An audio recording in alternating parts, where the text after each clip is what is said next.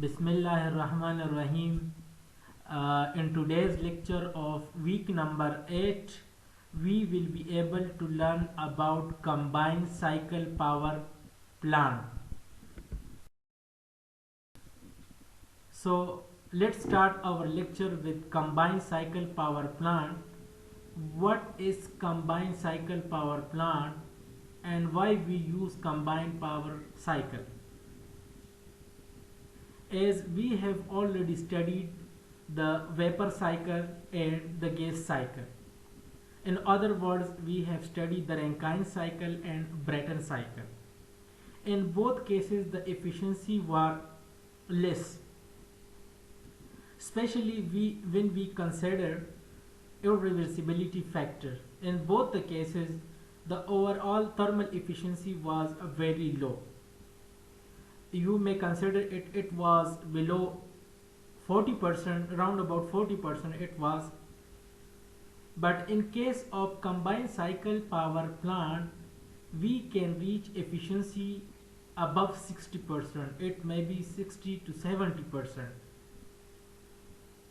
In combined cycle power plant, we integrate two cycles, that is gas turbine cycle and steam turbine cycle. In other words, we can say that we can combine Brayton cycle and Rankine cycle in order to get a combined cycle power plant. The gas turbine, which is normally operate at a high temperature, typically the range of its temperature is 1300 degrees centigrade. This temperature is at the time of expansion of the turbine, before the expansion of the turbine at inlet, and when the turbine expanded, the temperature go down around about 500 degrees centigrade. For a steam plant which operate at a very low temperature, typically 450 degrees centigrade, this temperature can be utilized as well. So combined cycle power plant, there are different types of combined cycle power plant: gas turbine plus steam turbine power plant, magneto-hydrodynamic plus steam turbine power plant, thermoelectric plus steam turbine power plant, thermoionic plus steam turbine power plant.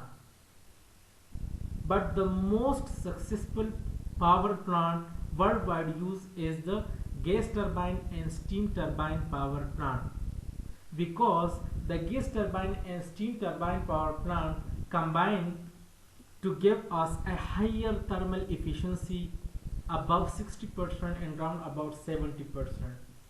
So by means of combined cycle power plant, we will set our mind that it means that the Brayton cycle and the Rankine cycle are get together to form a combined cycle power plant.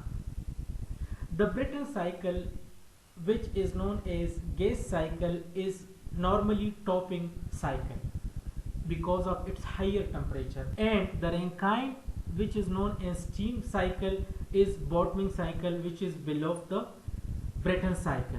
So remember that in case of gas turbine and steam turbine combined power plant, the topping cycle will always be Brayton cycle and the bottoming cycle will always be Rankine or steam cycle. Now in this slide we will be able to learn how a combined cycle power plant produces electricity. So first of all, we will talk about gas turbine burns fuel. The gas turbine compress air and mix it with fuel. You are already familiar with this statement, and that is heat added to a very high temperature. The hot air fuel mixture moves through the gas turbine blades, making them spin or rotate, and the fast spinning or rotation of the turbine drives a generator that converts a portion of the spinning energy into electricity. That was the mechanism of gas turbine power plant. In second case, heat recovery system capture exhausts.